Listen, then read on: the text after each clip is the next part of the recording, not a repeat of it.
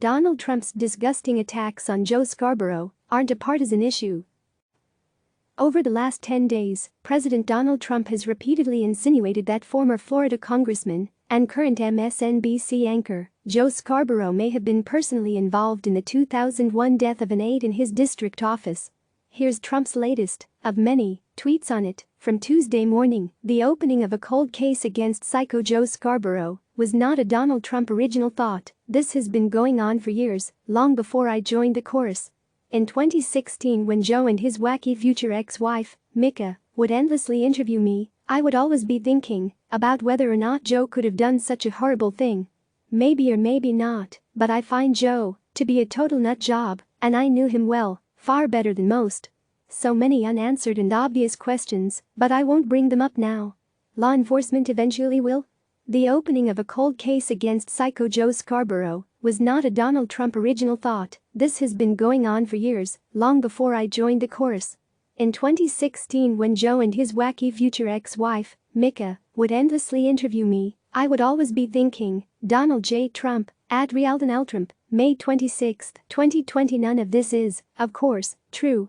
Trump is referring to the death of a woman named Lori Clusitis 19 years ago.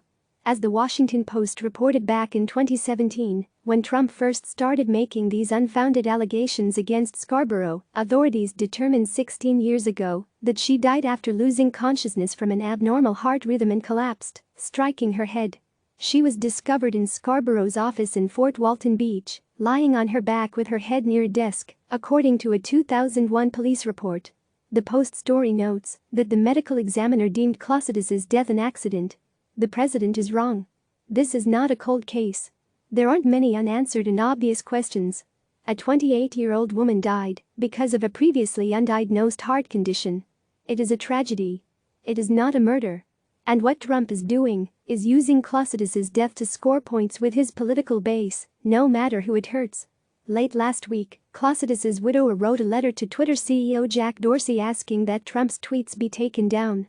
Here's part of what Timothy Clusitis said. President Trump on Tuesday tweeted to his nearly 80 million followers, alluding to the repeatedly debunked falsehood that my wife was murdered by her boss, former U.S. Representative Joe Scarborough. The son of the president followed and more directly attacked my wife by tweeting to his followers as the means of spreading this vicious lie. I'm asking you to intervene in this instance because the President of the United States has taken something that does not belong to him, the memory of my dead wife, and perverted it for perceived political gain. Twitter apologized Tuesday to Clusitis, but said it would not take down the tweets. We've been working to expand existing product features and policies so we can more effectively address things like this going forward, and we hope to have those changes in place shortly, said a spokesman for the company.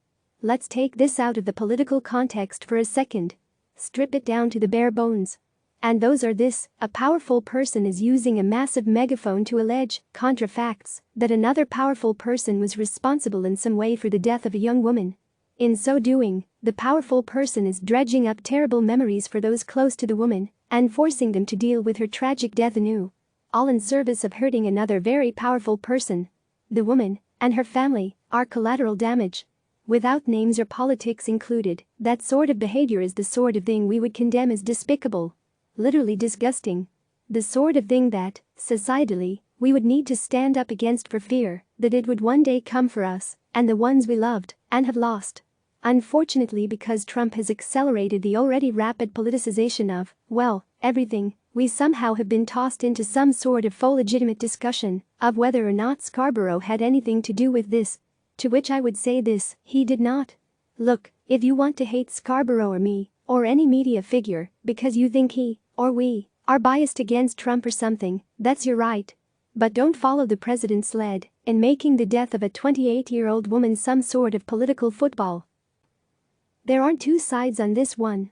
This isn't healthcare, or taxes, or even media criticism.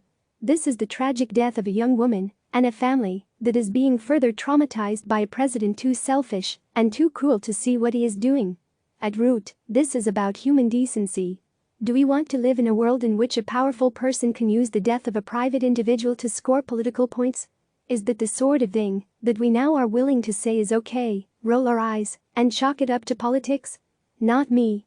There's a line that we as citizens of this country and the world, and not of any political party, need to draw. Always. And this is way over it. Click subscribe to receive the latest news.